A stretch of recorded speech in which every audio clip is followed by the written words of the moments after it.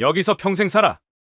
제주 남쪽 작은 무인도에서 자신의 아내와 딸을 보며 외쳤습니다. 8살 소녀가 울부짖었지만 남편은 뒤도 돌아보지 않고 떠났죠. 그때 버려진 아내가 품속에서 공책 하나를 꺼냈습니다. 입가에 서늘한 미소를 띤 채로요. 그리고 20년이 흘렀습니다. 안녕하세요. 신입 비서 한유진입니다. 밝게 웃는 여자의 얼굴 위로 어딘가 익숙했던 얼굴이 겹쳐 보였습니다.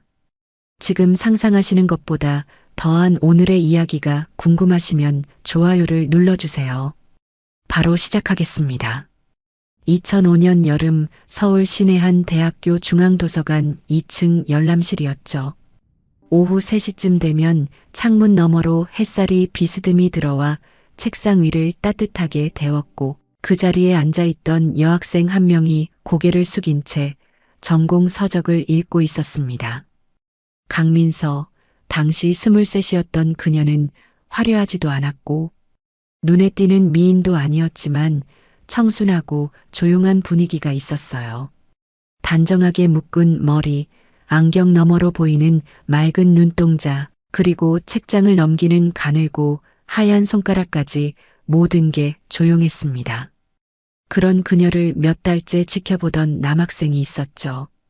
최민재, 당시 25살로 경영학과 학생이었는데 사실 그는 대신그룹 창업주의 외손자이자 차기 후계자였습니다.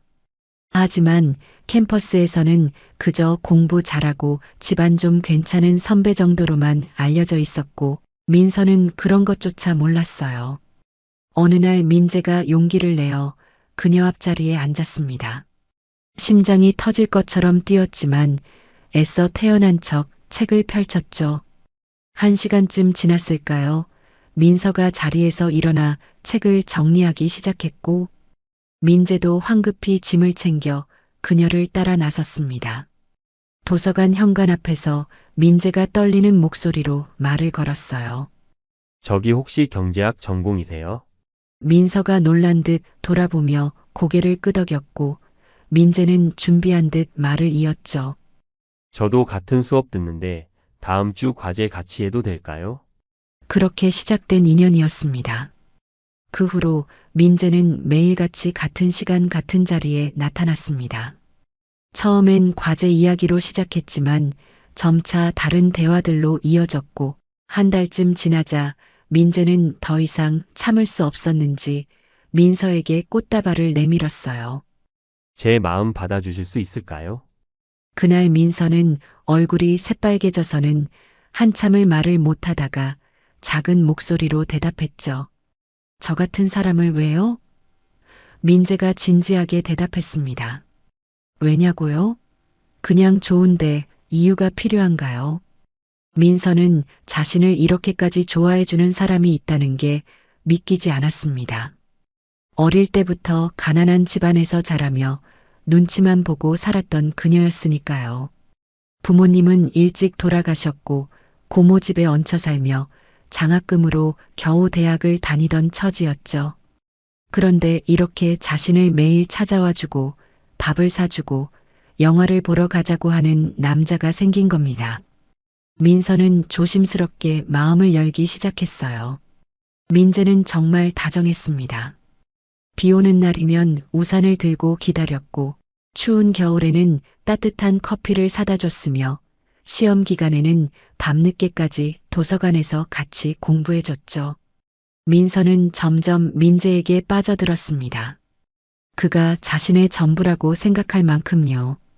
그렇게 1년이 지나고 둘은 정식으로 연인이 되었습니다. 민재는 졸업 후 바로 집안일을 돕기 시작했고 민서는 남은 학년을 마저 다니며 둘의 미래를 꿈꿨죠. 하지만 문제는 그때부터 시작되었습니다. 민재의 부모님이 둘의 관계를 알게 된 거예요. 도대체 그 여자가 누구야? 집안이 어디고? 부모는 뭐 하시는 분들이야? 민재 어머니의 날카로운 목소리가 저택 거실에 울려 퍼졌습니다. 민재가 침착하게 대답했어요. 어머니, 민서는 착하고 좋은 사람이에요. 집안 배경이 뭐가 중요합니까? 하지만 어머니는 코웃음을 쳤죠. 중요하고 말고. 너는 대신그룹 후계자야. 내가 누구랑 결혼하느냐에 따라 회사 미래가 달라진다고. 아버지도 거들었습니다. 민재야, 사랑 가지고 밥 먹고 사니? 현실을 봐라. 우리 같은 집안은 전략적으로 움직여야 해. 민재는 고개를 저었어요.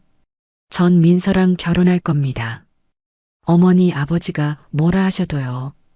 그 말에 어머니가 찻잔을 탁 내려놓으며 소리쳤습니다. 내가 그 여자랑 결혼하면 난 인정 안 해. 절대로. 하지만 민재는 물러서지 않았습니다. 몇 달간 집안과 싸우고 설득하고 때로는 무릎까지 꿇었죠. 결국 부모님이 마지못해 허락했습니다. 좋아. 내 마음대로 해라. 하지만 후회하지 마. 그렇게 민재와 민서는 결혼했습니다. 결혼식은 소박했습니다. 시댁에서 돈을 대주지 않았기 때문에 작은 예식장에서 친구 몇 명만 부르고 조촐하게 치렀죠. 민서는 그날 웨딩드레스를 입고 거울을 보며 눈물을 흘렸습니다. 행복해서 우는 게 아니었어요. 시댁 식구들이 단 한 명도 오지 않았거든요. 민재가 그런 민서의 어깨를 안으며 말했죠. 미안해, 조금만 참아. 내가 꼭 행복하게 해줄게. 민서는 고개를 끄덕이며 애써 웃었습니다. 괜찮아요. 당신만 있으면 돼요. 신혼집은 민재가 마련한 작은 아파트였습니다. 시댁 저택과는 비교도 안 되게 작았지만 민서는 만족했어요. 민재와 단둘이 살 수 있는 공간이 생긴 것만으로도 감사했으니까요. 하지만 시댁 방문은 악몽이었습니다.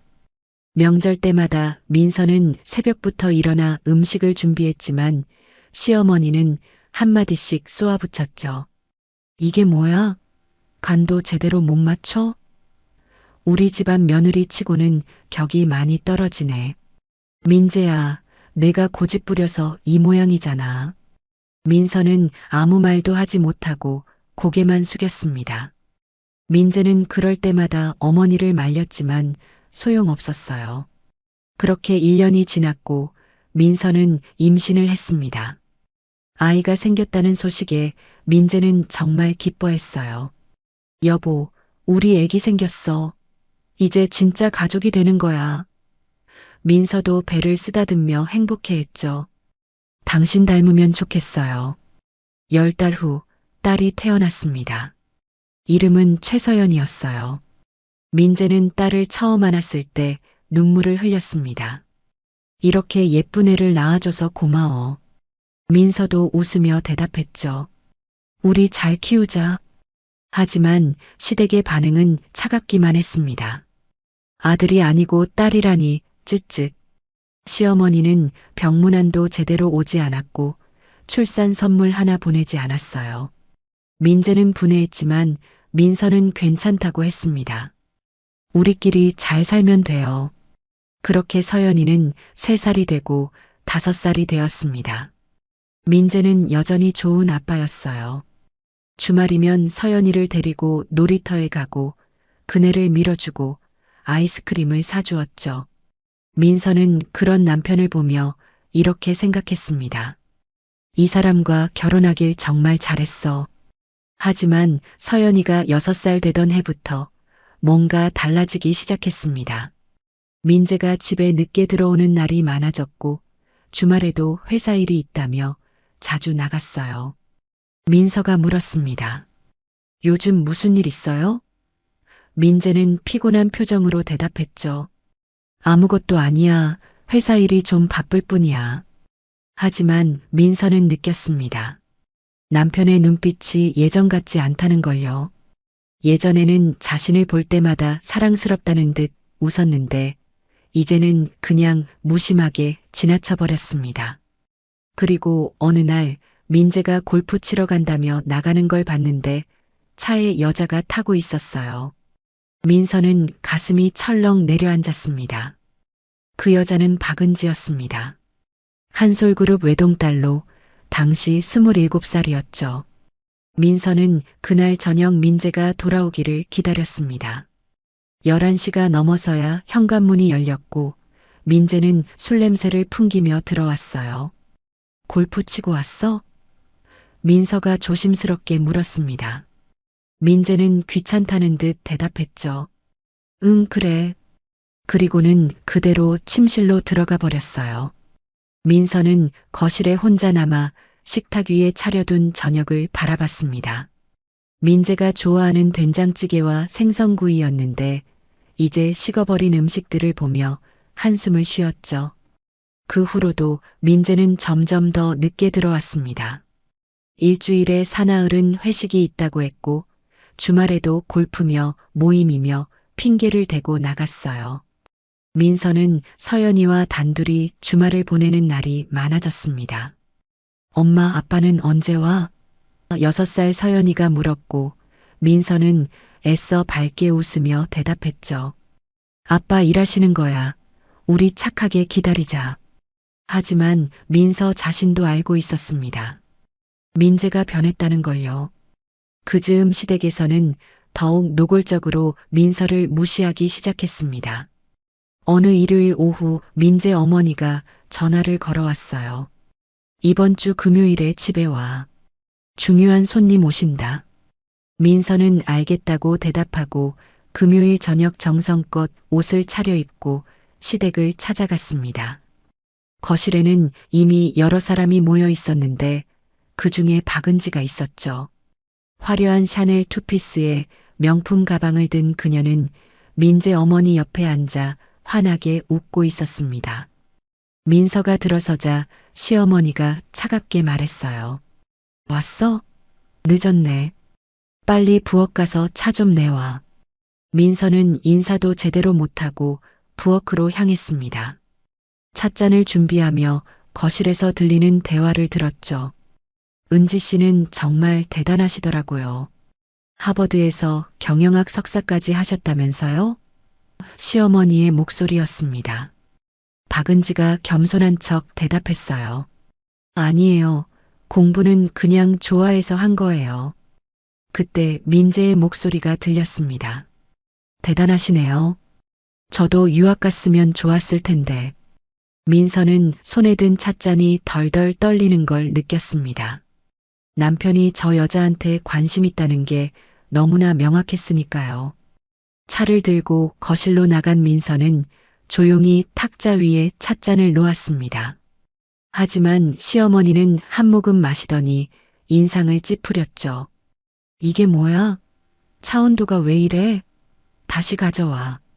민서가 황급히 찻잔을 들려는데 박은지가 웃으며 말했어요. 괜찮아요, 어머님. 저는 이 정도면 괜찮은데요. 하지만 그 말투에는 은근한 무시가 섞여 있었습니다. 민서는 아무 말 없이 다시 부엌으로 들어갔고 그날 저녁 내내 부엌에서 설거지와 음식 준비만 했어요. 집에 돌아온 민서는 서연이가 자는 방에 들어가 아이의 잠든 얼굴을 바라봤습니다. 미안해, 서연아. 엄마가 무능해서. 눈물이 주르르 흘러내렸죠. 그날 밤 민재가 들어왔을 때 민서가 물었습니다. 박은지 씨가 누구예요? 민재는 무심하게 대답했어요. 어머니 친구 딸이야. 사업상 알아둬야 할 사람이고. 민서가 다시 물었죠. 자주 만나요? 민재가 짜증 섞인 목소리로 대꾸했습니다. 왜 그래? 질투하는 거야? 일 때문에 만나는 거라니까. 민서는 더 이상 묻지 못했습니다. 남편의 차가운 눈빛이 무서웠으니까요. 그 후로 박은지는 시댁에 자주 드나들기 시작했습니다. 시어머니는 그녀를 며느리처럼 대했고 명절 때마다 박은지를 초대했죠. 은지 씨, 이것도 먹어봐. 우리 집안 비법인데. 시어머니는 박은지에게는 친절했지만 민서에게는 여전히 냉랭했습니다. 민서야, 너는 그냥 부엌 일이나 해. 손님 접대는 안 해도 돼. 민서는 명절마다 부엌에 갇혀 음식만 만들었어요. 거실에서는 민재와 박은지가 나란히 앉아 대화를 나누는 소리가 들렸고 시댁 식구들의 웃음소리가 들렸습니다. 민서는 그 웃음소리 속에 자신이 낄 자리가 없다는 걸 느꼈죠. 서연이도 이모 할머니한테 우리 엄마는요? 하고 물었지만 시어머니는 대답도 안 했습니다. 민서는 그저 참았습니다. 참는 것 말고는 달리 방법이 없었으니까요. 그리고 시간이 지나면서 민재의 태도는 더욱 차갑게 변했습니다. 집에 들어와도 민서와 눈도 마주치지 않았고 서연이를 안아주는 일도 드물어졌어요. 아빠 놀아줘. 서연이가 졸라도 아빠 피곤해. 나중에 하며 돌아서곤 했습니다. 민서는 그런 남편을 보며 가슴이 찢어지는 것 같았죠. 그러던 어느 날 민서는 우연히 민재의 휴대폰을 보게 되었습니다. 민재가 샤워하는 동안 탁자 위에 놓인 휴대폰에서 메시지 알림이 울렸고 화면에 박은지의 이름이 떴어요. 오늘 저녁 약속 잊지 마세요. 중요한 얘기 있어요. 민서는 손이 떨렸지만 더 이상 보지 못했습니다. 민재가 샤워실에서 나올 것 같았거든요. 그날 저녁 민재는 또다시 외출했고 민서는 혼자 거실에 앉아 텔레비전을 켜두었지만 내용은 하나도 들어오지 않았습니다. 자정이 넘어 돌아온 민재는 술을 꽤 마신 듯 비틀거렸고 민서가 부축하려 하자 손을 뿌리쳤어요. 괜찮아. 혼자 갈 수 있어. 민서는 그 순간 확신했습니다. 남편의 마음이 이미 자신한테서 떠났다는 걸요. 그리고 다음 날 아침 시어머니한테서 전화가 왔습니다. 민서야, 너 민재 좀 잘 봐. 요즘 집안일로 스트레스 많은데 집에서까지 신경 쓰이게 하지 마. 민서는 대답도 제대로 못하고 전화를 끊었죠. 그 즈음부터 동네 사람들 사이에서도 소문이 돌기 시작했습니다. 대신그룹 부회장님이 한솔그룹 딸이랑 골프장에서 자주 보인대. 둘이 사귀는 거 아냐? 아니, 부회장님 결혼했잖아. 그래도 요즘 재벌들은 다 그러잖아. 이혼하고 재혼하고. 민서는 마트에서 장을 보다가 그런 이야기를 우연히 듣게 되었습니다. 카트를 밀던 손에 힘이 쭉 빠졌고 그 자리에 서서 한참을 멍하니 있었어요. 집으로 돌아온 민서는 거울 앞에 섰습니다. 거울 속 자신은 초라했습니다. 화장기 없는 얼굴, 살림하느라 거칠어진 손, 값싼 옷차림까지 모든 게 박은지와 비교되었죠. 나는 왜 이렇게 못났을까? 민서는 자책했습니다. 하지만 포기할 수 없었어요. 서연이가 있었으니까요. 엄마가 힘내야 해. 서연이 때문에라도. 민서는 스스로를 다독이며 다시 살림을 시작했습니다. 하지만 마음 한구석에는 불안감이 점점 커져갔죠. 그리고 서연이가 7살 되던 해 가을, 민재가 저녁 식사 자리에서 처음으로 본격적인 이야기를 꺼냈습니다. 나 요즘 회사 일 때문에 스트레스가 장난 아니야. 민서가 반찬을 더 담아주며 대답했어요. 많이 힘드세요? 민재가 젓가락을 내려놓으며 말했죠. 솔직히 이렇게 사는 게 맞나 싶어. 민서는 가슴이 철렁했습니다. 무슨 말씀이세요? 민재가 민서를 똑바로 쳐다보며 말했어요. 우리 결혼 실수였던 것 같아. 그 말에 민서는 숨이 멎는 것 같았습니다. 손에 든 국그릇이 바닥에 떨어져 깨졌지만 민서는 그것조차 신경 쓰지 못했죠. 당신, 지금 무슨 소리 하는 거예요? 민재는 한숨을 쉬며 일어섰습니다. 나 먼저 들어갈게. 그리고는 방으로 들어가 버렸어요. 민서는 깨진 그릇을 치우며 눈물을 흘렸습니다. 부엌 창문 너머로 보이는 어두운 하늘처럼 민서의 미래도 캄캄했죠. 그날 밤 민서는 잠을 이루지 못했습니다. 옆에 누운 민재는 등을 돌린 채 코를 골았고 민서는 천장만 바라보며 생각했어요. 이제 어떻게 하지? 서연이는 어떻게 하고 그리고 한 달쯤 지난 어느 날 민재가 웃으며 말했습니다. 여보, 우리 제주도나 다녀올까? 가족끼리 마지막으로. 마지막으로라는 단어가 민서의 가슴에 비수처럼 꽂혔지만 그녀는 애써 밝게 웃으며 대답했습니다. 좋아요. 서연이도 바다 좋아하니까 좋겠네요. 민재는 고개를 끄덕이며 말했죠. 응, 이번 주말에 가자. 내가 다 준비할게. 민서는 그날 밤 잠자리에 들면서도 계속 그 단어가 머릿속을 맴돌았어요. 마지막으로. 왜 하필 그런 표현을 썼을까요? 불안감이 밀려왔지만 민서는 애써 생각을 지웠습니다. 혹시 모르잖아요. 이 여행이 다시 가족이 화목해지는 계기가 될지도 모르니까요. 금요일 아침 민재가 일찍 출근하면서 말했습니다. 오늘 저녁 6시에 집 앞으로 차 보낼 테니까 짐 챙겨놔. 민서는 서연이 옷가지와 간단한 짐을 가방에 넣었어요. 여름 원피스 몇 벌, 모자, 선크림, 그리고 서연이가 좋아하는 인형까지요. 서연이는 신이 나서 집안을 뛰어다녔습니다. 엄마, 바다 가는 거야? 나 수영할 수 있어? 민서가 아이의 머리를 쓰다듬으며 웃었죠.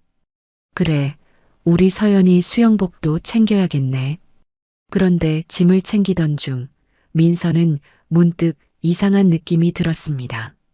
서랍 깊숙이 넣어뒀던 통장이며 도장이며 중요한 서류들이 평소와 다른 위치에 있었거든요. 설마. 민서는 고개를 저었습니다. 너무 예민해진 건가 싶었죠. 저녁 6시 정각, 집 앞에 검은색 고급 세단이 멈춰 섰습니다. 운전석에서 내린 사람은 이중사 전무였어요. 민재의 오른팔로 불리는 사람이었죠. 사모님, 부회장님께서 먼저 선착장에서 기다리신다고 하셨습니다. 이중사는 공손하게 인사했지만 눈빛은 차갑기만 했습니다. 민서는 그런 눈빛을 본 적이 있었어요. 시댁 식구들이 자신을 볼 때와 똑같은 눈빛이었죠. 차는 제주 방향으로 달렸고 2시간쯤 지나자 작은 선착장에 도착했습니다. 멀리 하얀 요트 한 척이 보였고 그 위에 민재가 서 있었어요. 왔어? 민재가 손을 흔들었고 서연이가 신나서 달려갔습니다. 아빠. 민재가 서연이를 안아올리며 웃었죠. 우리 공주님, 배 타러 가자. 민서는 요트에 오르며 주위를 둘러봤습니다. 선착장에는 사람이 거의 없었고 해질녘이라 어두워지기 시작했어요. 요트 안은 생각보다 넓고 깨끗했습니다. 선실에는 침대도 있고 간단한 주방 시설도 갖춰져 있었죠. 여기서 자는 거예요? 민서가 물었고 민재가 대답했습니다.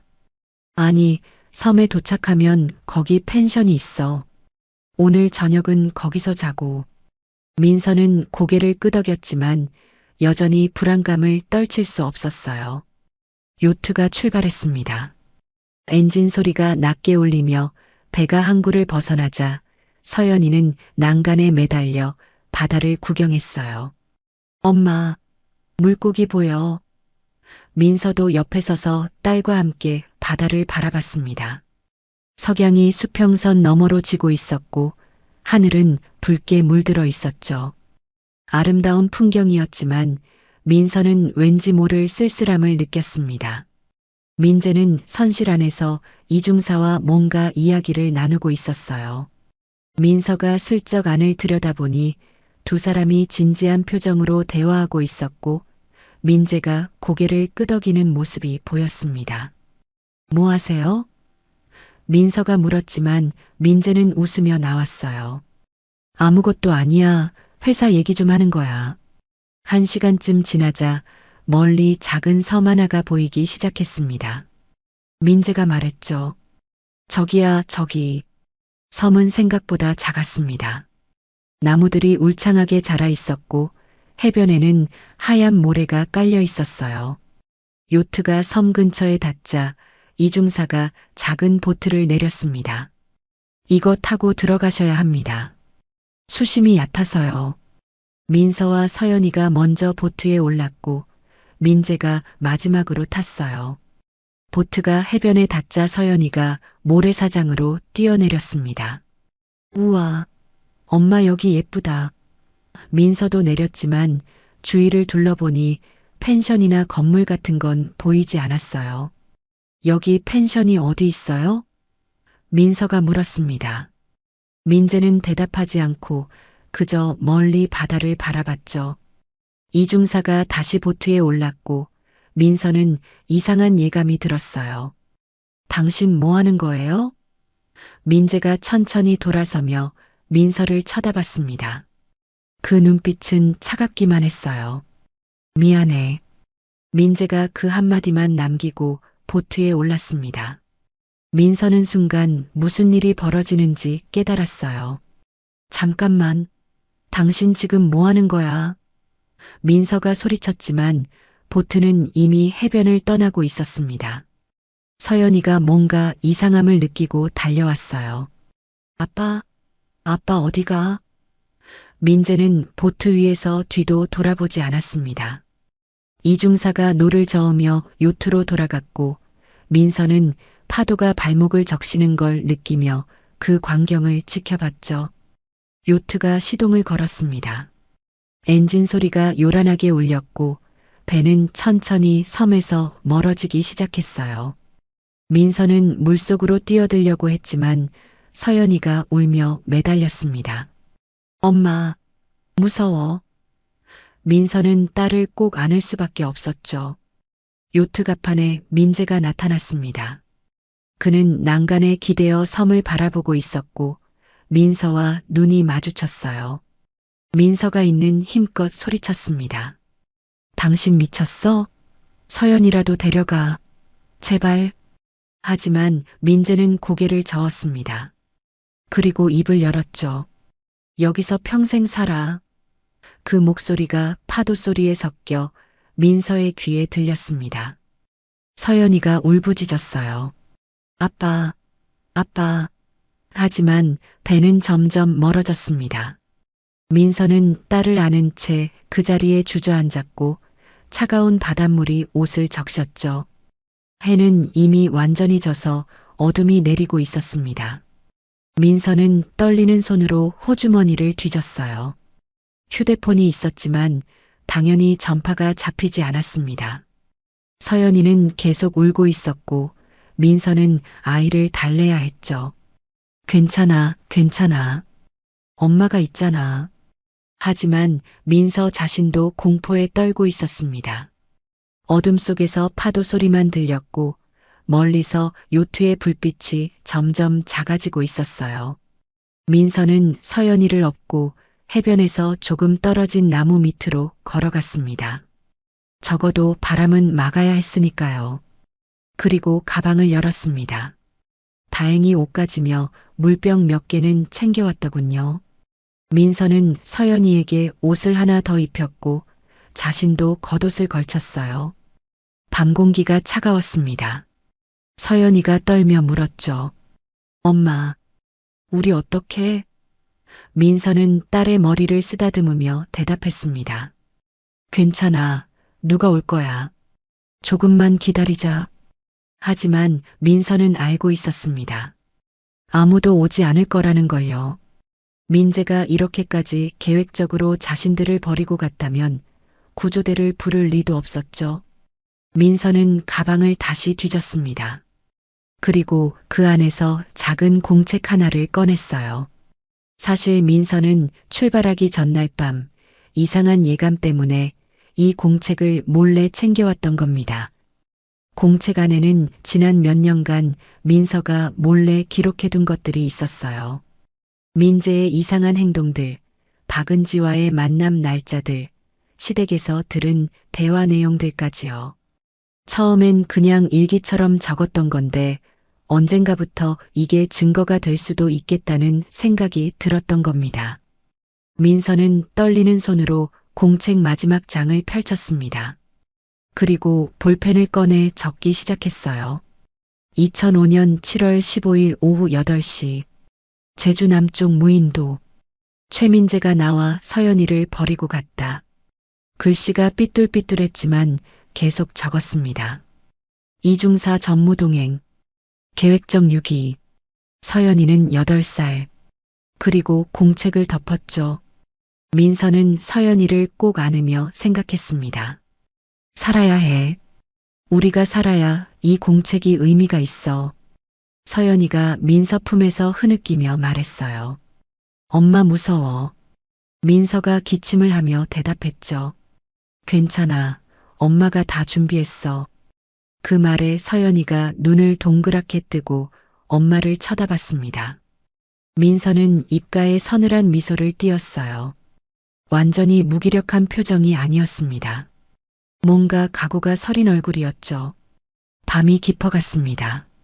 민서는 서연이를 재우고 혼자 깨어서 바다를 바라봤어요. 멀리 수평선 너머로 희미한 불빛들이 보였습니다. 아마 제주 본섬의 마을 불빛이겠죠.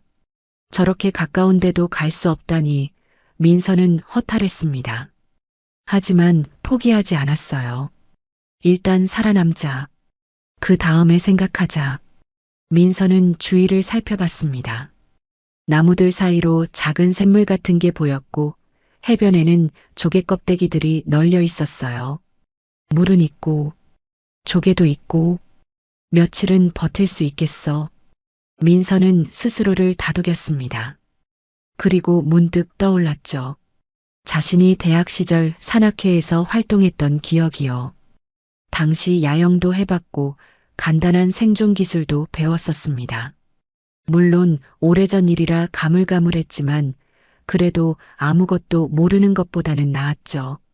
민서는 조금씩 희망을 품기 시작했습니다. 우리 꼭 살아서 나가자. 그리고 민서의 눈빛이 차갑게 변했어요. 반드시 복수하자. 공책을 꼭 껴안은 민서는 그렇게 첫날 밤을 보냈습니다. 파도 소리가 자장가처럼 들렸고 별들이 하늘 가득 빛나고 있었어요. 그 아름다운 밤하늘 아래 한 여자와 어린 딸이 버려져 있었습니다. 하지만 민서는 알고 있었죠. 이게 끝이 아니라는 걸요. 다음 날 아침 민서는 서연이보다 먼저 깼습니다. 동이 트면서 하늘이 밝아지고 새소리가 들려왔어요. 민서는 몸을 일으켰지만 온몸이 쑤셨습니다. 밤새 딱딱한 땅바닥에서 잤으니 당연했죠. 서연이는 아직 엄마 품에 안긴 채 자고 있었고 민서는 조심스럽게 아이를 눕힌 뒤 주변을 살펴봤어요. 해변가에는 여러 종류의 조개들이 널려 있었고 바위 틈새에는 작은 개들이 기어다니고 있었습니다. 민서는 옷자락을 걷어 올리고 바닷가로 내려갔어요. 차가운 바닷물이 발을 적셨지만 개의치 않았습니다. 조개 몇 개를 주워들고 바위 위에 올려놓았죠. 이걸로 당분간은 버틸 수 있겠어. 민서는 혼잣말을 했습니다. 그때 뒤에서 서연이의 목소리가 들렸어요. 엄마. 울먹이는 목소리였습니다. 민서가 돌아서자 서연이가 눈물 가득한 얼굴로 서 있었죠. 엄마 어디 갔어? 무서웠어. 민서는 황급히 달려가 아이를 안았습니다. 미안해, 미안해. 엄마가 아침 준비하느라 그랬어. 서연이가 엄마 품에 얼굴을 묻으며 울었어요. 아빠는 왜 우리 버리고 갔어? 민서는 대답할 수 없었습니다. 어떻게 8살 아이에게 아빠가 엄마와 자신을 죽이려고 버린 거라고 말할 수 있겠어요? 아빠는 바쁜 일이 있어서 그래. 곧 다시 올 거야. 거짓말이었지만 민서는 그렇게라도 말해야 했습니다. 민서는 서연이 손을 잡고 섬 안쪽으로 들어갔습니다. 나무들 사이로 난 좁은 오솔길을 따라 걷다 보니 작은 샘이 하나 있었어요. 민서가 손으로 물을 떠서 맛을 봤습니다. 짠맛이 없었죠. 다행이다, 민물이야. 민서는 가방에서 빈 물병을 꺼내 물을 가득 채웠습니다. 서연이도 목이 말랐는지 물을 마셨고 민서는 안도의 한숨을 쉬었어요. 물만 있으면 일단 며칠은 버틸 수 있어. 하지만 문제는 음식이었습니다. 가방에 넣어온 과자 몇 개가 전부였고 그걸로는 하루도 채 버티지 못할 거였죠. 민서는 아침 일찍 주워온 조개를 바위 위에 올려놓고 햇빛에 말렸습니다. 날 것으로 먹기엔 위험할 것 같았거든요. 서연아, 엄마가 밥 준비할 테니까 여기 앉아서 기다려. 서연이는 고개를 끄덕이며 나무 그늘 아래 앉았습니다. 민서는 해변을 따라 걸으며 먹을 수 있는 것들을 찾았어요. 해초도 몇 가닥 주었고 바위에 붙어 있는 따개비 같은 것도 떼어냈습니다. 대학 시절 산악회에서 들었던 얘기가 어렴풋이 떠올랐죠. 바다에서는 웬만한 건 다 먹을 수 있다. 단 색깔이 화려한 건 조심해야 한다. 민서는 조심스럽게 하나씩 골라 담았습니다. 정오쯤 되었을 때 민서는 서연이와 함께 조개와 해초로 간단한 식사를 했습니다. 맛이라고는 없었지만 배를 채우는 게 중요했죠. 서연이는 코를 찡그리며 먹었지만 한마디도 불평하지 않았어요. 엄마, 이거 맛없어. 민서가 미안한 표정으로 대답했습니다. 미안해, 서연아. 조금만 참아. 곧 나갈 수 있을 거야. 하지만 민서 자신도 그 말을 믿지 않았습니다. 이 작은 섬에서 누가 자신들을 발견해 주겠어요? 민재는 분명 이 섬을 일부러 고른 거였습니다. 사람들이 잘 오지 않는 외딴 곳이었을 테니까요. 오후가 되자 해가 뜨겁게 내리쬐었습니다. 민서는 서연이를 나무 그늘로 데려갔고 둘은 그곳에서 쉬었어요. 서연이가 엄마 무릎을 베고 누웠고 민서는 아이의 머리를 쓰다듬으며 생각했습니다. 어떻게 해야 하지? 이대로 여기서 죽을 순 없어. 민서는 가방에서 공책을 꺼냈습니다. 그리고 펜을 들어 또 한 줄을 적었죠. 둘째 날, 물과 조개로 버티는 중. 서연이 컨디션 괜찮음. 구조 신호 방법 고민 중. 민서는 잠시 생각하다가 다시 적었습니다. 만약 누가 이 공책을 발견한다면 2005년 7월 15일 오후 8시경 최민재와 이중사가 우리를 이 섬에 유기했다는 걸 장명해 주세요. 그리고 부디 내 딸 서연이를 구해 주세요. 그날 저녁 민서는 해변에서 큰 돌멩이들을 주워 모았습니다. 그리고 그 돌들로 모래사장에 큰 글씨를 만들었어요. SOS. 누군가 비행기나 배로 지나가다 볼 수도 있으니까요. 서연이도 엄마를 도와 작은 돌멩이들을 날랐습니다. 엄마, 이렇게 하면 누가 와줘? 민서가 고개를 끄덕이며 대답했죠. 응, 누군가 볼 거야. 우리 힘내자. 하지만 그날 밤도 아무도 오지 않았습니다. 민서와 서연이는 동굴처럼 생긴 바위 틈에서 밤을 보냈어요. 첫날보다는 조금 나았지만 여전히 춥고 무서웠습니다. 서연이가 떨며 물었죠. 엄마, 우리 여기서 계속 살아야 해? 민서는 딸을 꼭 안으며 대답했습니다. 아니야, 절대 그럴 일 없어. 우리 꼭 나갈 거야. 그리고 속으로 다짐했어요. 살아서 나가서 반드시 민재한테 대가를 치르게 만들 거야. 셋째 날 아침이 밝았습니다. 민서는 몸이 점점 힘들어지는 걸 느꼈어요. 제대로 먹지 못한 데다 밤새 추위에 떨었으니 당연했죠. 하지만 서연이 앞에서는 아픈 티를 낼 수 없었습니다. 민서는 억지로 웃으며 일어났고 서연이 손을 잡고 다시 해변으로 나갔어요. 오늘도 밥 준비해야지. 조개를 주우러 갔는데 갑자기 어지러움이 밀려왔습니다. 민서는 비틀거리며 바위에 기댔고 서연이가 놀라서 달려왔죠. 엄마, 엄마 괜찮아? 민서가 힘겹게 고개를 끄덕였습니다. 괜찮아. 엄마 괜찮아. 하지만 사실 괜찮지 않았어요. 탈수 증상이 시작된 거였습니다. 물은 마셨지만 제대로 된 음식을 먹지 못한 데다 체력이 바닥난 거죠.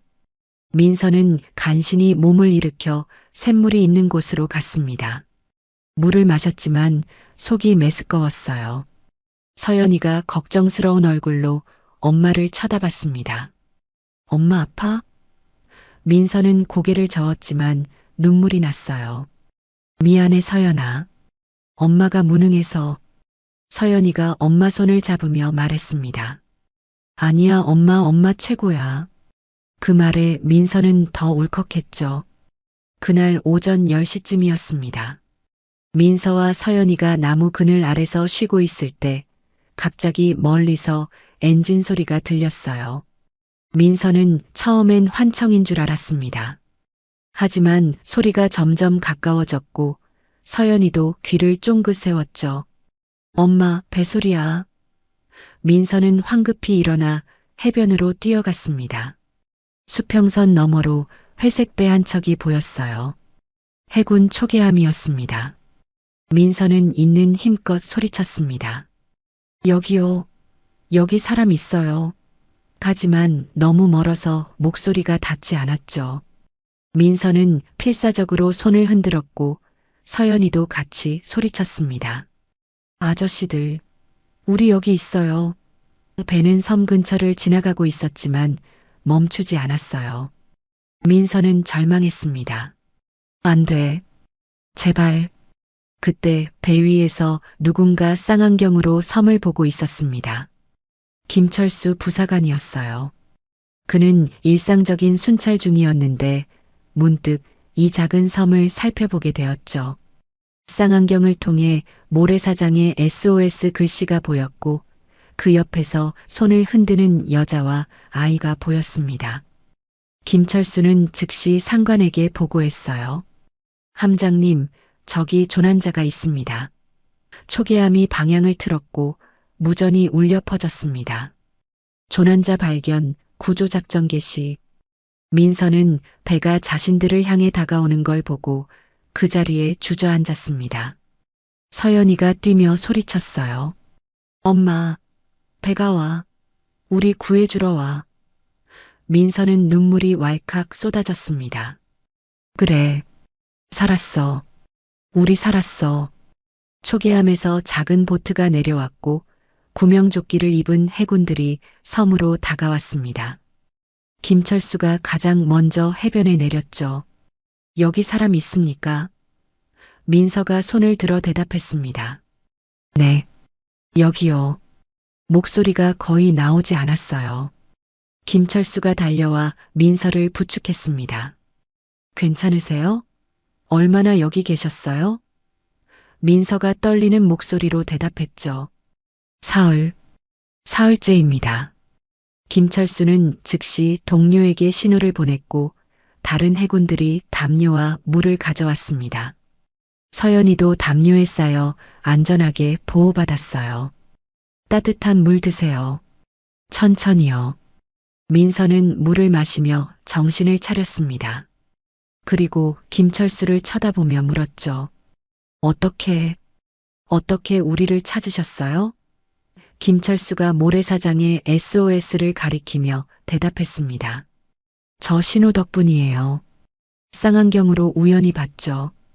민서는 고개를 끄덕였습니다. 그리고 서연이를 꼭 안았어요. 보트가 초계함으로 돌아갔고 민서와 서연이는 함 안으로 들어갔습니다. 따뜻한 담요와 음식이 제공되었고 의무관이 둘의 상태를 확인했죠. 탈수 증상이 있지만 생명에는 지장 없습니다. 빨리 병원으로 이송해야겠어요. 김철수가 물었습니다. 어떻게 그 섬에 가게 되신 겁니까? 민서는 잠시 망설였습니다. 어떻게 말해야 할까요? 남편이 자신과 딸을 버렸다고 말하면 믿을까요? 민서는 조심스럽게 입을 열었습니다. 저희 가족 여행 중이었는데 남편이 말이 막혔습니다. 서연이가 대신 울먹이며 말했어요. 아빠가 우리를. 하지만 말을 끝맺지 못하고 울음을 터뜨렸습니다. 김철수는 대략 짐작했지만 더 이상 묻지 않았어요.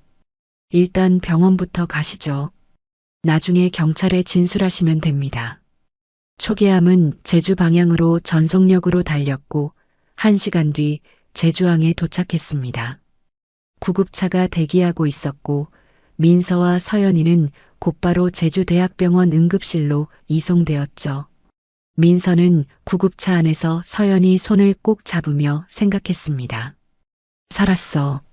우리 살았어. 이제 시작이야. 그리고 가방 속 공책을 떠올렸어요.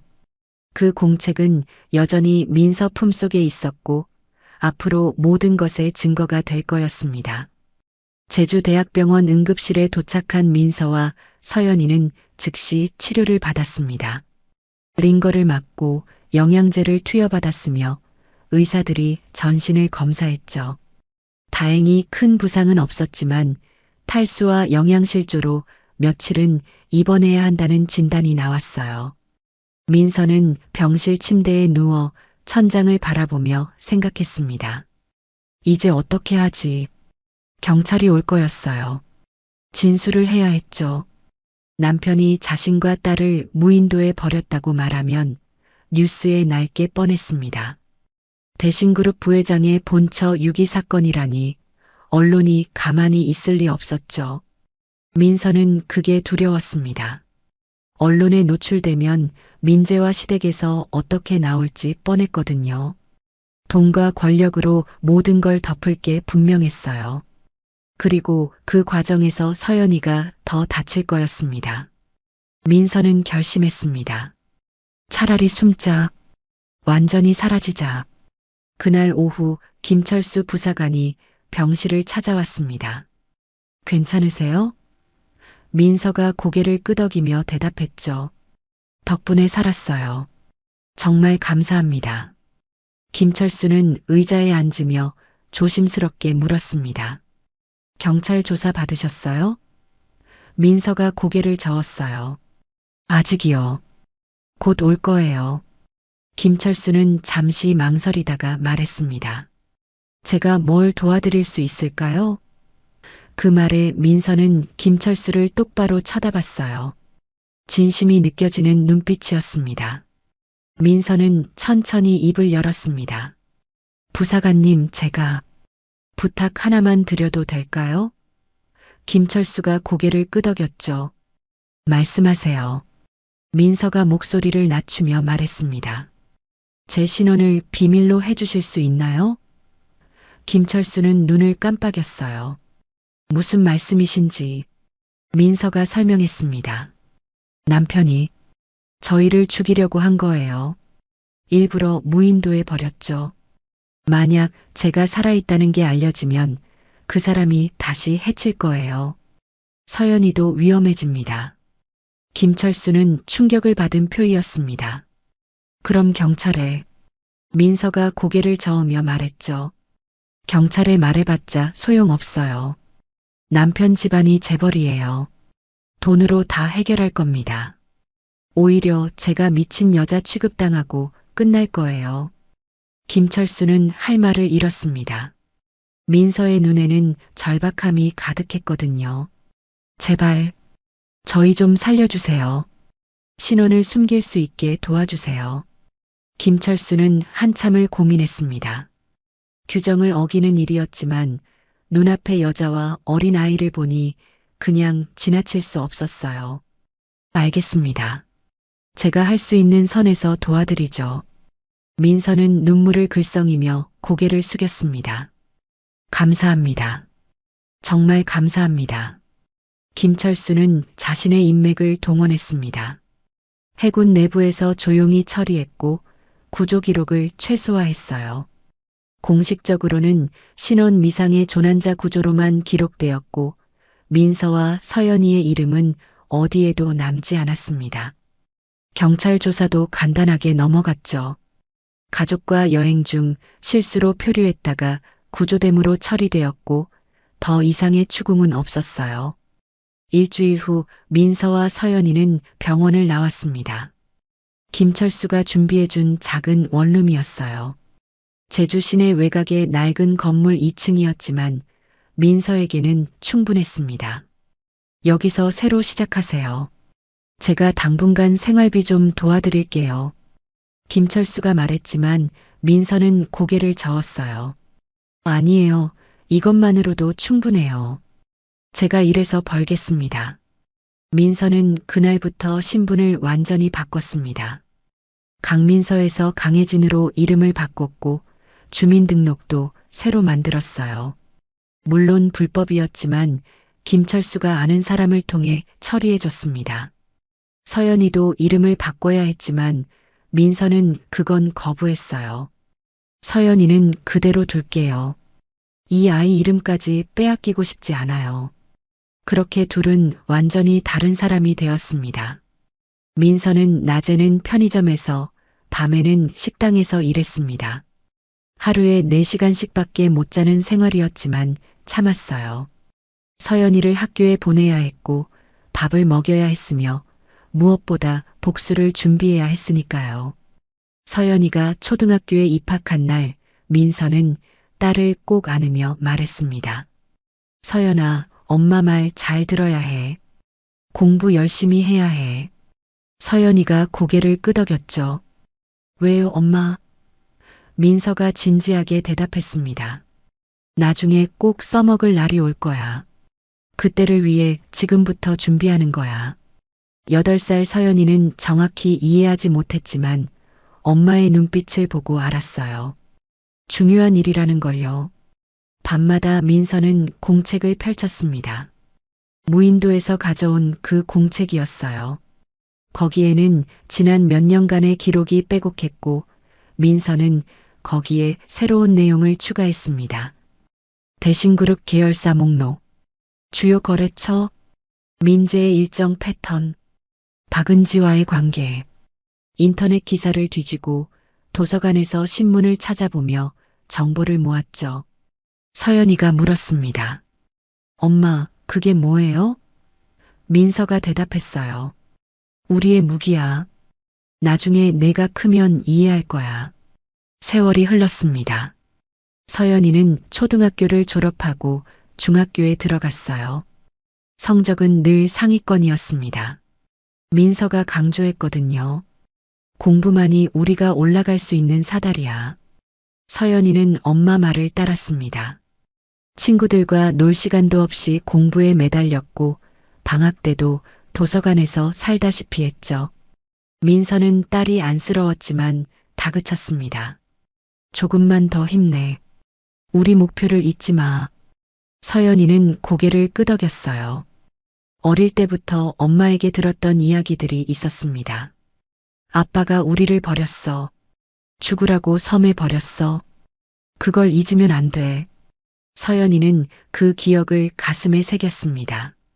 바다에서 울부짖던 날, 엄마 품에서 떨던 밤, 조개를 씹으며 배고픔을 참았던 순간들을 절대 잊지 않았어요. 고등학교에 들어간 서연이는 더욱 뛰어난 성적을 거뒀습니다. 전교 1등을 놓치지 않았고 각종 경시대회에서 상을 휩쓸었죠. 선생님들은 서연이를 특별하다고 했습니다. 이 학생은 뭔가 다릅니다. 눈빛이 보통 아이들과 달라요. 맞았어요. 서연이는 달랐습니다. 복수를 위해 사는 아이였으니까요. 고등학교 3학년 때 서연이는 장학금을 받아 서울의 명문대에 합격했습니다. 경영학과였어요. 민서가 원한 전공이었죠. 재벌 회사에 들어가려면 경영학을 알아야 해. 서연이는 서울로 올라갔고 기숙사 생활을 시작했습니다. 민서는 여전히 제주에 남아서 일했어요. 딸 학비를 벌어야 했으니까요. 하지만 주말마다 전화를 했습니다. 서연아, 공부 잘하고 있어? 네, 엄마, 걱정 마세요. 공책 내용 기억하고 있지? 네, 다 외우고 있어요. 대학 4년 동안 서연이는 완벽한 스펙을 쌓았습니다. 학점 4.5 만점, 토익 990점, 각종 자격증에 인턴 경험까지요. 그리고 졸업 후 미국으로 유학을 떠났습니다. 장학금을 받아서 하버드 경영대학원에 들어간 거였죠. 민서는 딸을 공항에서 배웅하며 말했습니다. 다녀와, 우리 딸. 그리고 돌아오면 시작하는 거야. 서연이가 고개를 끄덕이며 대답했어요. 알아요, 엄마. 이제 곧이에요. 2년 후 서연이는 MBA 학위를 받고 한국으로 돌아왔습니다. 26살이었어요. 서연이는 서울에 작은 오피스텔을 얻었고 민서도 제주를 떠나 서울로 올라왔습니다. 20년 만에 모녀가 다시 한 곳에 모인 거였죠. 그날 밤 민서는 낡은 공책을 서연이 앞에 펼쳤습니다. 이제 내 차례야. 서연이는 공책을 넘기며 읽었어요. 거기에는 민재의 모든 것이 기록되어 있었습니다. 비리 내역, 비자금 계좌, 뒷거래 증거, 그리고 증인 명단까지요. 엄마, 이걸 어떻게 다 모았어요? 민서가 쓴웃음을 지었습니다. 20년이야. 20년 동안 신문기사 하나하나 오려 모으고 인터넷 뒤지고 때로는 직접 대신그룹 앞에 가서 지켜보기도 했어. 서연이는 가슴이 뭉클했습니다. 엄마가 얼마나 힘들었을까요? 엄마. 민서가 딸의 손을 잡으며 말했죠. 이제 들어가. 대신그룹에 들어가는 거야. 그리고 내 아버지 앞에 서는 거야. 서연이의 눈빛이 차갑게 변했습니다. 알았어요. 2024년 겨울 서연이는 대신그룹 공개 채용 공고를 받습니다. 회장 비서 자리였어요. 서연이는 이력서를 썼습니다. 이름은 한유진으로 바꿨고 학력과 경력은 모두 사실대로 적었죠. 완벽한 스펙이었습니다. 서류 전형을 통과했고 면접을 봤으며 최종 합격 통보를 받았어요. 2025년 봄 서연이는 대신그룹 본사에 첫 출근을 했습니다. 회장실 앞에서 깊게 숨을 들이쉬었죠. 이제 시작이야. 문을 열고 들어가자 책상 뒤에 앉아있던 남자가 고개를 들었습니다. 최민재였어요. 20년 만에 마주한 아버지였습니다. 안녕하세요. 신입비서 한유진입니다. 민재는 서류에서 눈을 떼지 않은 채 대답했습니다. 응, 들어와. 서류 정리 좀 해줘. 서연이는 그 목소리를 듣는 순간 온몸이 굳었습니다. 20년 전 무인도에서 들었던 바로 그 목소리였거든요. 여기서 평생 살아. 외치던 그 차가운 목소리요. 하지만 서연이는 표정 하나 변하지 않았습니다. 네, 회장님. 차분하게 대답하고 책상으로 다가갔죠. 민재가 고개를 들어 서연이를 쳐다봤습니다. 하버드 나왔다고? 서연이가 고개를 끄덕였어요. 네, MBA 과정 마쳤습니다. 민재는 잠시 서연이를 훑어보더니 다시 서류로 시선을 돌렸습니다. 좋아, 능력 있으면 됐어. 앞으로 내 스케줄 관리하고 회의 자료 준비해. 알겠지? 서연이가 대답했죠. 네, 최선을 다하겠습니다. 민재는 더 이상 관심을 보이지 않았어요. 그저 유능한 신입비서 하나가 들어온 것뿐이었죠. 자신이 20년 전 무인도에 버린 딸이 눈앞에 서 있다는 걸 꿈에도 몰랐습니다. 서연이는 천천히 회장실을 둘러봤습니다. 넓고 화려한 사무실이었어요. 거대한 책상, 고급 소파, 벽면을 가득 채운 상장들, 그리고 창밖으로 보이는 서울 전경까지요. 이 모든 게 아버지의 것이었습니다. 서연이는 속으로 생각했죠. 곧 다 무너뜨려 줄게. 첫 출근 후 일주일 동안 서연이는 완벽하게 업무를 처리했습니다.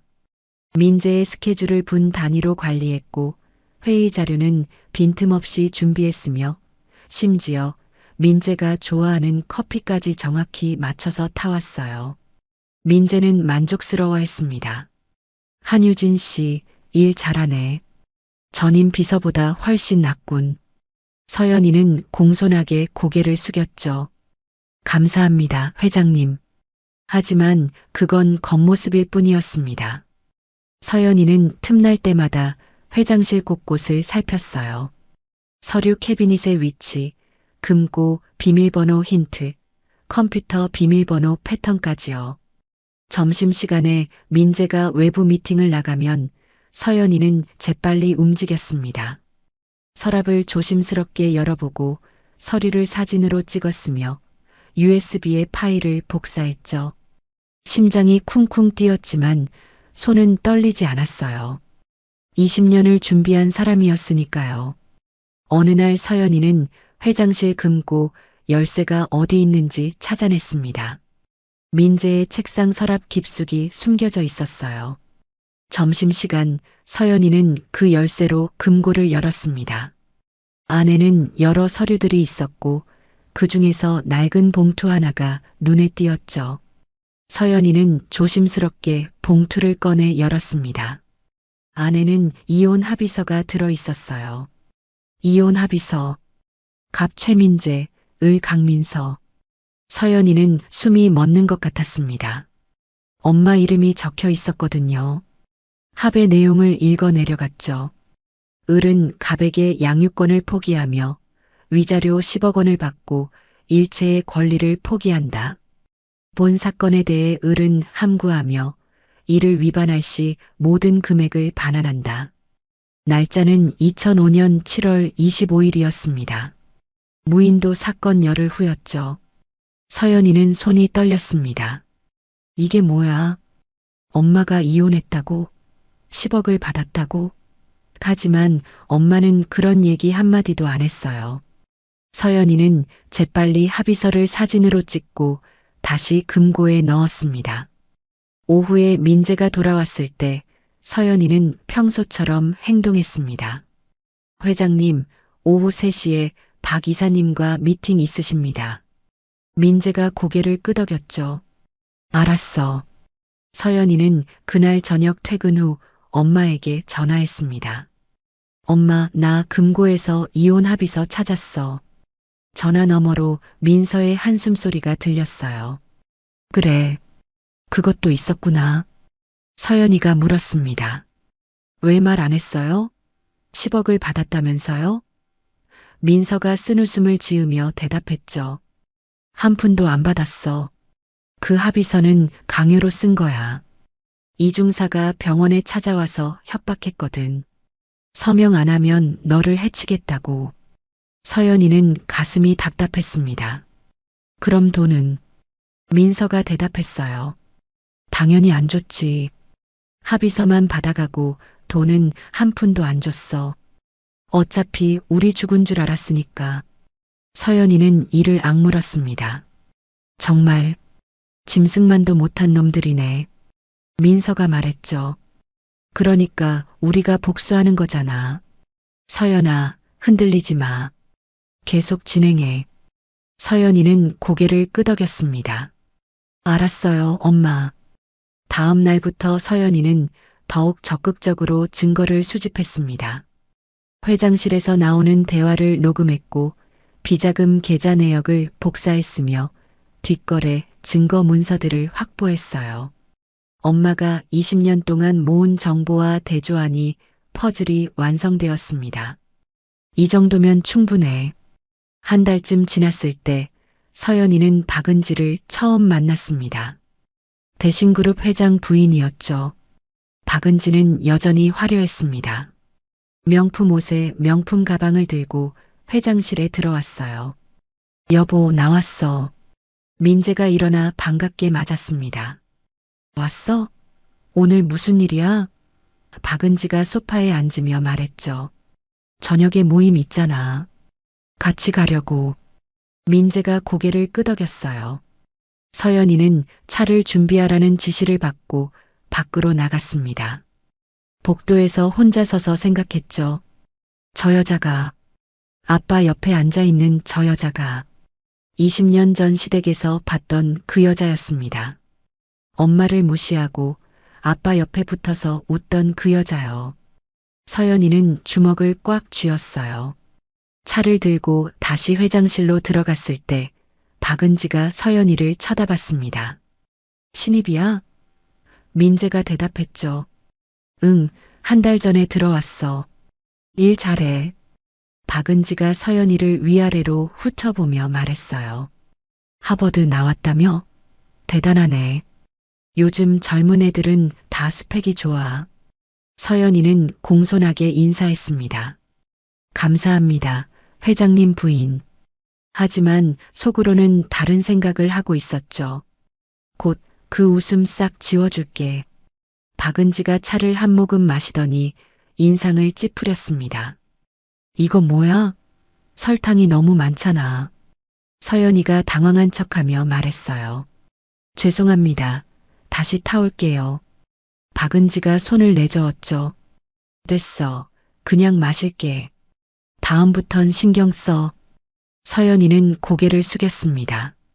하지만 사실 일부러 설탕을 많이 넣은 거였어요. 박은지를 테스트한 겁니다. 역시 까칠하고 무례하네. 서연이는 확신했습니다. 이 여자는 조금도 변하지 않았다는 걸요. 그날 저녁 서연이는 회장실을 정리하다가 민재와 박은지의 대화를 우연히 듣게 되었습니다. 문이 살짝 열려 있었거든요. 여보, 요즘 회사 분위기 어때?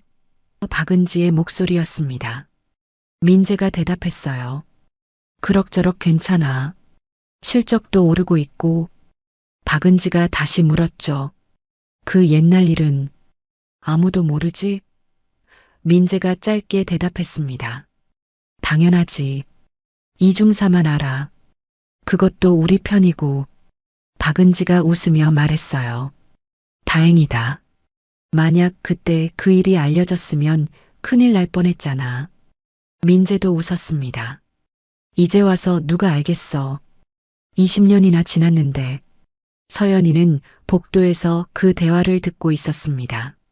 녹음기가 주머니 속에서 돌아가고 있었어요. 고마워, 아빠. 증거 하나 더 확보했어. 서연이는 조용히 자리를 떠났습니다. 집에 돌아온 서연이는 엄마에게 녹음 파일을 들려줬습니다. 민서는 눈을 감고 들었고 파일이 끝나자 천천히 눈을 떴어요. 이제 거의 다 모았구나. 서연이가 고개를 끄덕였습니다. 네, 이 정도면 충분해요. 비자금 계좌, 뒷거래 증거, 이혼 합의서 강요, 그리고 무인도 유기 사실까지요. 민서가 딸의 손을 잡으며 말했죠. 그럼 이제 시작하자. 세상에 알리는 거야. 서연이는 다음 날 출근하지 않았습니다. 대신 집에서 노트북을 열고 이메일을 작성하기 시작했어요. 수신자는 주요 언론사 10곳이었습니다. 제목은 대신그룹 최민재 회장의 범죄 증거였죠. 이메일 본문에는 간단한 설명과 함께 모든 증거 파일이 첨부되었습니다. 비자금 계좌 내역서, 뒷거래 계약서, 녹음 파일, 그리고 20년 전 무인도 유기 사건의 전말까지요. 서연이는 마지막으로 한 줄을 추가했습니다. 저는 20년 전 무인도에 버려진 최서연입니다. 그리고 이제 진실을 밝히고자 합니다. 전송 버튼을 누르는 순간 서연이는 깊게 숨을 들이쉬었습니다. 이제 끝이야. 이메일은 순식간에 발송되었고 몇 시간 후 언론사들이 움직이기 시작했어요. 기자들이 확인 전화를 걸어왔고 특종 냄새를 맡은 언론이 취재에 나섰습니다. 다음 날 아침 모든 신문 일면에 대신그룹 관련 기사가 실렸어요. 대신그룹 회장, 20년 전 본처 유기 의혹 비자금 수백억 규모, 검찰 수사 착수 최민재 회장 부인 강민서 씨 생존 확인 세상이 들썩였습니다. 그리고 그날 오전 서연이는 기자회견장에 섰습니다. 수십 명의 기자들이 카메라를 들이대고 있었고 플래시가 터졌어요. 서연이는 마이크 앞에서 입을 열었습니다. 안녕하십니까? 저는 최서연입니다. 20년 전 저는 8살이었고 아버지 최민재는 저와 어머니를 제주 근처 무인도에 버렸습니다. 기자회견장이 술렁거렸습니다. 기자들이 손을 들며 질문을 쏟아냈고 카메라 셔터 소리가 쉴 새 없이 터져 나왔어요. 당시 상황을 구체적으로 말씀해 주시겠습니까? 어머니는 지금 어디 계십니까? 회장님과는 연락하셨습니까? 서연이는 차분하게 대답했습니다. 2005년 7월 15일 저희 가족은 제주도 여행을 간다는 명목으로 요트를 탔습니다. 하지만 도착한 곳은 무인도였고 아버지와 이중사 전무는 저희를 그곳에 버리고 떠났습니다. 기자들이 메모하기 바빴어요. 어떻게 살아남으셨습니까? 서연이가 대답했죠. 사흘 후 해군 초계함이 우연히 발견해서 구조됐습니다. 그 후 신분을 숨기고 20년간 살아왔고 지금 이 자리에 섰습니다. 한 기자가 물었습니다. 왜 20년이나 숨어 지내셨습니까? 서연이의 눈빛이 차갑게 변했어요. 아버지 집안이 재벌이었기 때문입니다. 당시 8살이었던 저와 어머니가 무슨 힘이 있었겠습니까? 살아남기 위해 숨어야 했고 복수하기 위해 준비해야 했습니다. 그 말에 기자회견장이 조용해졌습니다. 서연이는 계속 말했어요. 오늘 제가 제출한 증거들은 모두 사실입니다. 비자금 계좌, 뒷거래 문서, 그리고 아버지와 박은지 씨의 대화 녹음까지요. 검찰이 철저히 수사해 주시길 바랍니다. 그날 오후 대신그룹 본사는 아수라장이 되었습니다. 기자들이 몰려들었고 직원들은 당황한 표정으로 우왕좌왕했어요.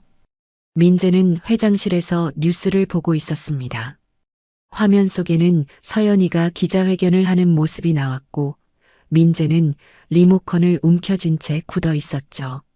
말도 안 돼. 죽었을 텐데. 어떻게? 민재의 손이 떨렸습니다. 이중사가 황급히 회장실로 들어왔어요. 회장님, 큰일 났습니다. 민재가 소리쳤습니다. 이게 대체 어떻게 된 거야? 넌 죽었다고 했잖아. 이중사도 당황한 표정이었어요. 저도 몰랐습니다. 배에서 보니까 바다에 빠진 줄 알았는데 민재가 책상을 쳤습니다. 빠졌다니 확인도 안 하고. 이중사가 변명했죠. 어둡기도 했고 설마 살아있을 줄은. 민재는 머리를 감싸쥐었습니다. 이제 어떻게 하지? 증거까지 다 있다잖아. 그때 비서가 급히 들어왔어요. 회장님, 검찰에서 연락 왔습니다. 내일 오전 출석하시라고. 민재는 무너져 내렸습니다. 20년 동안 완벽하게 숨겼다고 생각했던 비밀이 한순간에 무너진 거였죠. 다음 날 아침 검찰청 앞은 기자들로 인산인해를 이뤘습니다.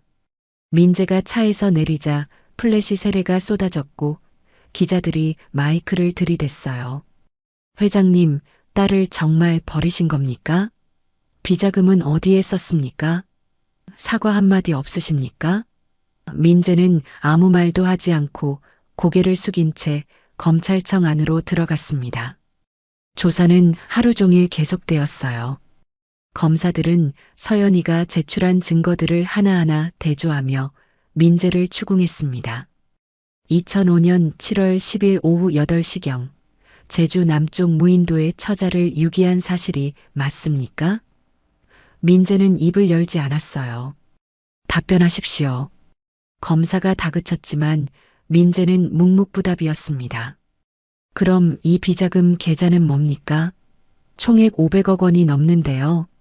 민재는 그제야 입을 열었죠. 변호사와 상의 후 답변하겠습니다. 검사가 코웃음을 쳤습니다. 좋습니다. 하지만 증거는 차고 넘칩니다. 각오하십시오. 민재는 그날 저녁 구속되었습니다. 혐의는 유기죄, 살인미수, 횡령, 배임 등 여러 가지였어요. 뉴스에서는 연일 대신그룹 사건을 다뤘고 여론은 들끓었습니다. 이중사도 같은 날 소환되었습니다. 그는 검찰청에서 서연이와 마주쳤어요. 최서연, 당신이 살아있었어? 이중사는 믿을 수 없다는 표정이었습니다. 서연이가 차갑게 대답했죠. 네, 살아있어요. 20년 동안 이 순간을 기다렸습니다. 이중사가 떨리는 목소리로 물었어요. 어떻게 살아남았어? 서연이는 웃지 않았습니다. 궁금해요? 사흘 동안 조개 먹으면서 버텼어요. 8살짜리 아이가요. 아저씨가 버리고 간 그 섬에서요. 이중사는 할 말을 잃었습니다. 서연이가 계속 말했어요. 그리고 20년 동안 공부했어요. 아저씨들한테 복수하려고요.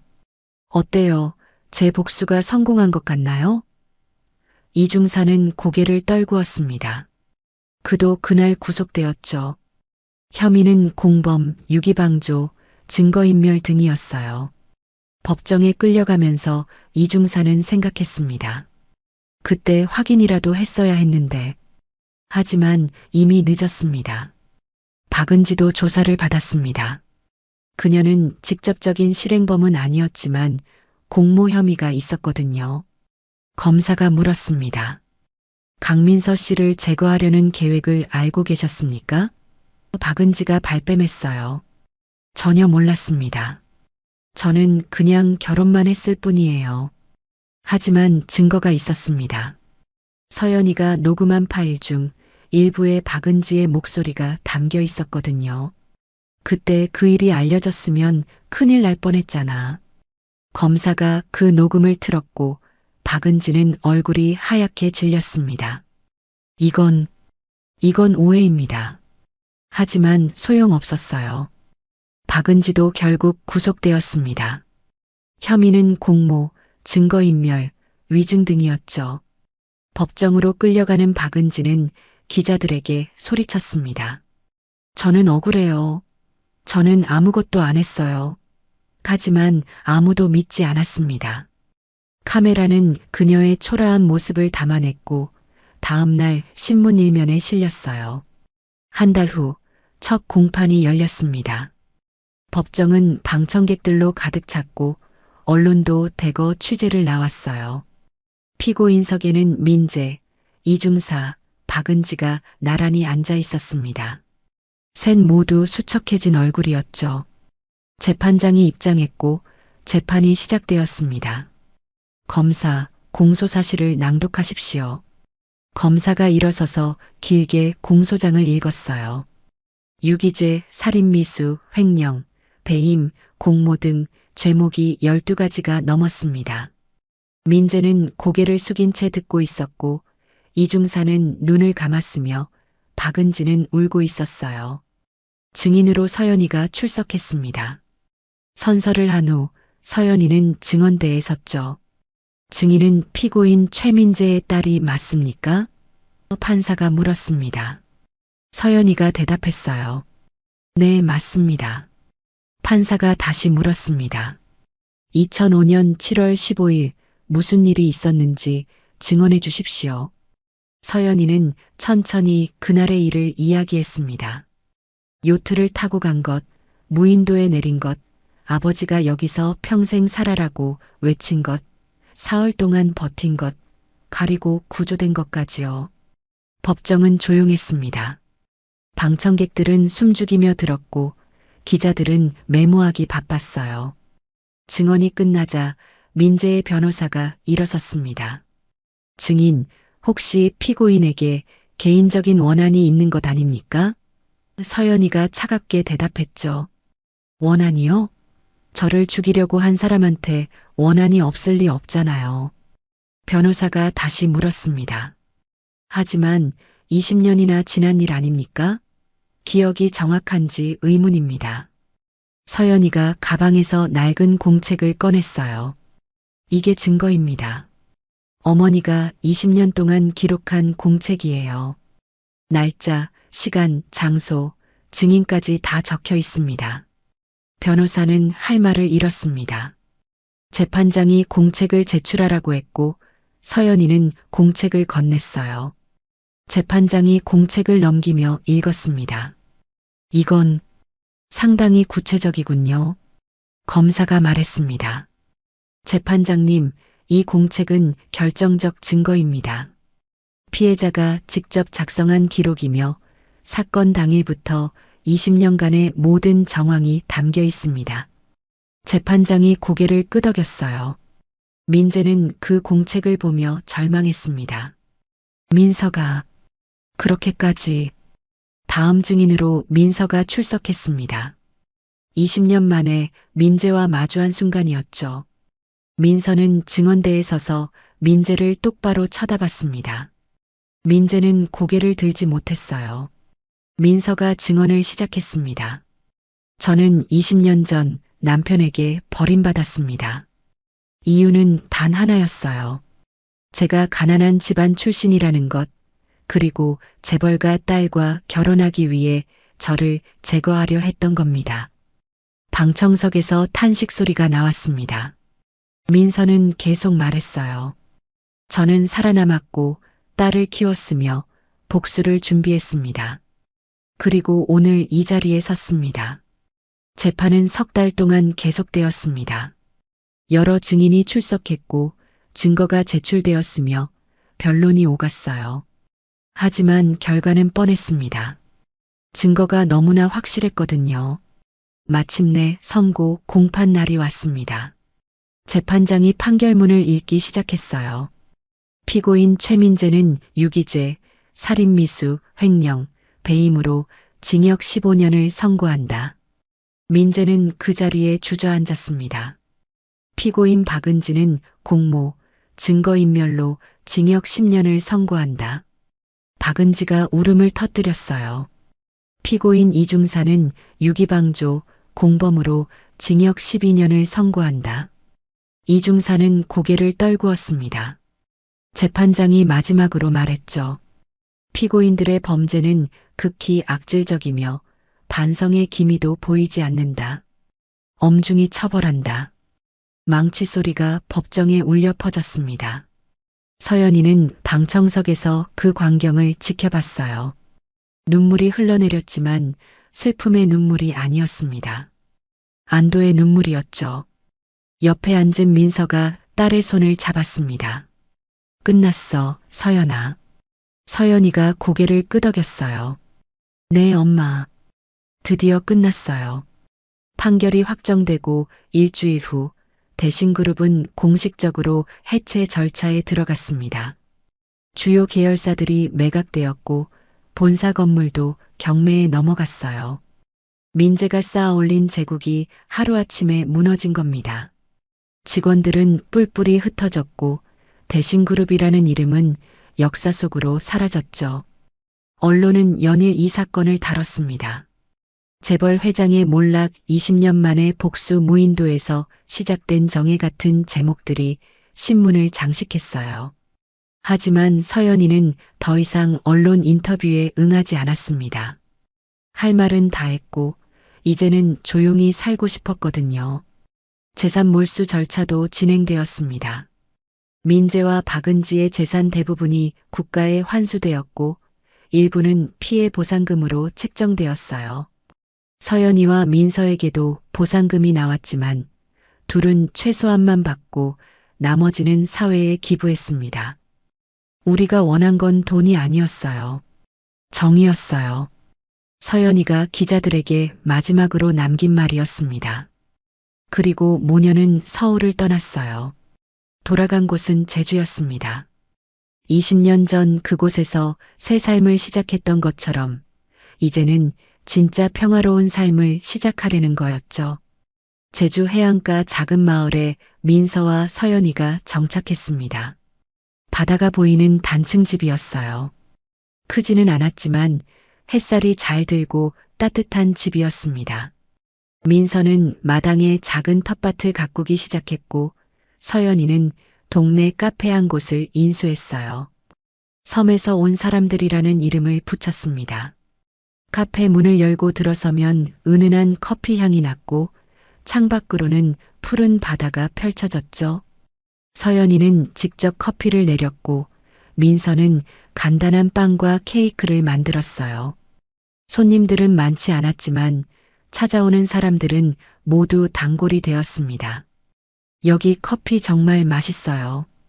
주인분들도 친절하시고 동네 사람들이 입소문을 냈고 관광객들도 하나둘 찾아오기 시작했어요. 어느 날 오후 카페 문이 열리며 익숙한 얼굴이 들어왔습니다. 김철수였어요. 이제는 예비역이 된 그는 제주에서 조용히 살고 있었죠. 오랜만입니다. 김철수가 웃으며 인사했습니다. 민서가 반갑게 맞았어요. 부사관님, 어떻게 여기를? 김철수가 자리에 앉으며 말했습니다. 신문에서 봤어요. 그동안 고생 많으셨죠? 서연이가 커피를 내오며 고개를 숙였어요. 은인이세요. 아저씨 아니었으면 저희 못 살았어요. 김철수가 손을 저었습니다. 아니에요. 당연한 일했을 뿐이죠. 셋은 한참 동안 이야기를 나눴습니다. 지난 20년의 일들, 힘들었던 순간들, 그리고 이제 찾아온 평화에 대해서요. 김철수가 물었습니다. 이제 계획이 뭐예요? 민서가 창밖을 바라보며 대답했어요. 그냥 평범하게 살려고요. 매일 아침 일어나서 커피 내리고 손님 맞이하고 저녁에는 바다 보면서 산책하고. 김철수가 고개를 끄덕였습니다. 좋네요. 그게 진짜 행복이죠. 서연이도 말했어요. 복수는 끝났어요. 이제 우리 인생을 사는 거예요. 김철수는 커피를 한 모금 마시고 일어섰습니다. 자주 올게요. 여기 커피 정말 맛있네요. 민서가 웃으며 대답했죠. 언제든지 오세요. 단골 손님은 할인해 드릴게요. 김철수가 나가고 카페에는 다시 고요함이 찾아왔습니다. 민서와 서연이는 나란히 창가에 앉아 바다를 바라봤어요. 파도가 밀려왔다가 밀려가고 갈매기들이 날아다녔으며 해는 서서히 서쪽으로 기울어가고 있었습니다. 엄마, 서연이가 조용히 불렀습니다. 왜? 후회 안 해요? 20년을 복수하는 데 쓴 거. 민서는 잠시 생각하다가 대답했어요. 후회는 안 해. 내가 있으니까. 석 달쯤 지났을 때 카페에 예상치 못한 손님이 찾아왔습니다. 젊은 여자였는데 어딘가 낯익은 얼굴이었어요. 서연이가 물었습니다. 어서 오세요. 뭘 드릴까요? 여자가 조심스럽게 말했습니다. 저 최민재 회장 동생 딸이에요. 서연이는 순간 굳었습니다. 민서도 부엌에서 나와 여자를 쳐다봤죠. 여자가 황급히 손을 저었어요. 오해하지 마세요. 적대적인 의도로 온 게 아니에요. 서연이가 경계하며 물었습니다. 그럼 왜 오셨어요? 여자가 가방에서 봉투 하나를 꺼냈습니다. 이거 전해드리려고요. 봉투 안에는 편지 한 통이 들어 있었어요. 민재가 교도소에서 쓴 편지였습니다. 서연이는 받지 않으려 했지만 여자가 간곡히 부탁했어요. 한 번만 읽어주세요. 제발이요. 서연이는 마지못해 봉투를 받았습니다. 여자는 인사를 하고 카페를 나갔어요. 서연이는 봉투를 손에 쥔 채 한참을 망설이다가 뜯었습니다. 편지에는 민재의 글씨로 몇 줄이 적혀 있었어요. 서연아, 미안하다. 변명하지 않겠다. 내가 한 짓은 용서받을 수 없는 일이다. 다만 한 가지만 알아줬으면 한다. 너를 처음 안았을 때 정말 행복했다는 걸. 그게 내 인생 최고의 순간이었어. 미안하다.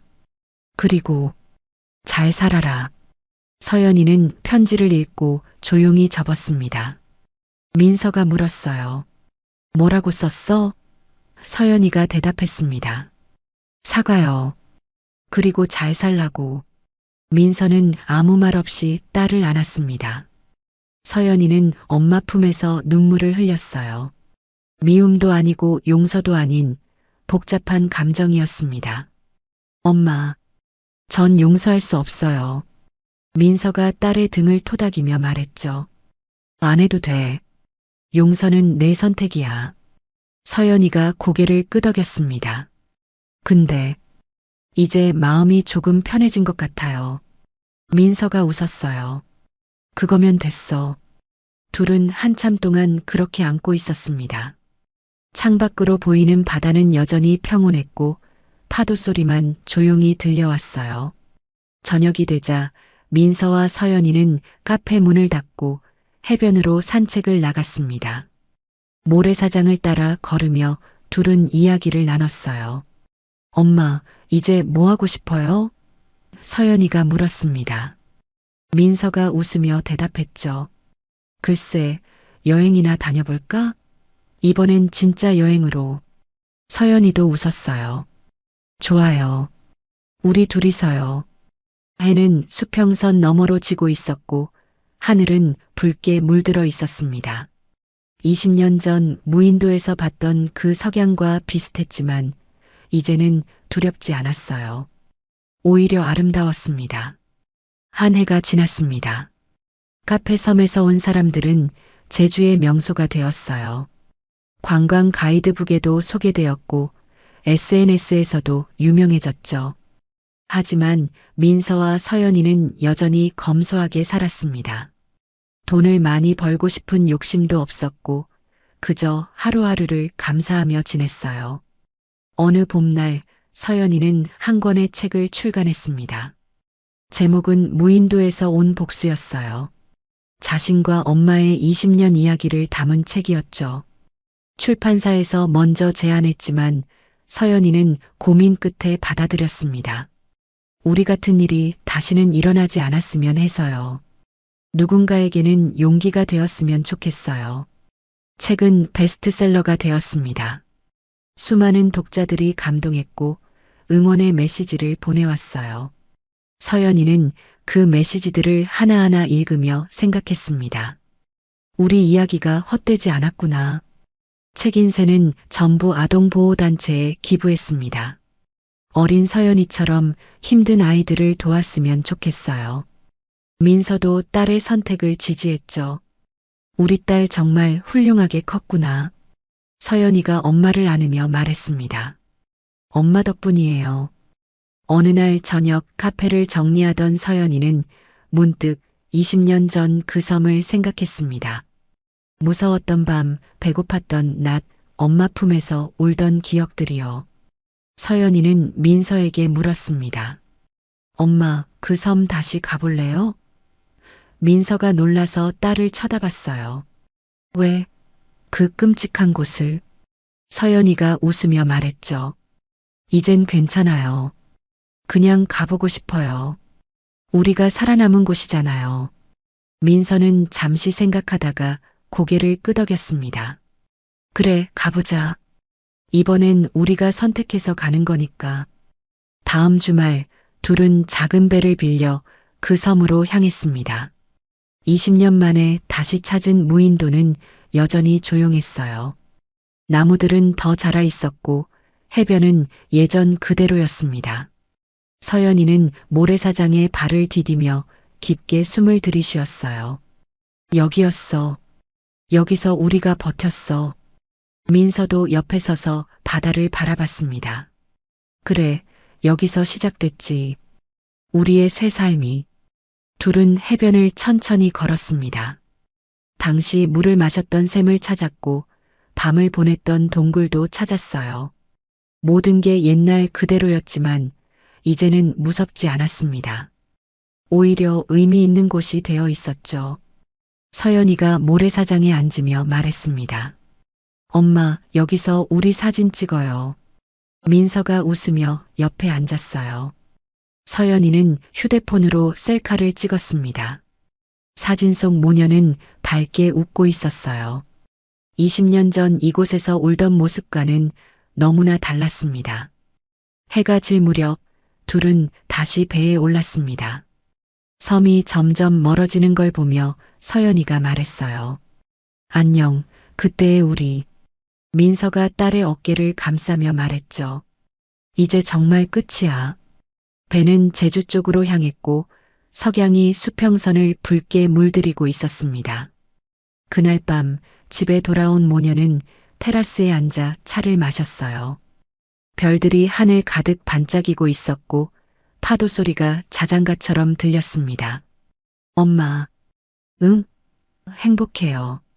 민서가 딸의 손을 잡으며 말했습니다. 나도 행복해. 둘은 한참 동안 말없이 하늘을 올려다봤습니다. 수많은 별들 사이로 유성 하나가 지나갔고 서연이가 소원을 빌었어요. 이 평화가 계속되기를. 민서도 속으로 똑같은 소원을 빌었습니다.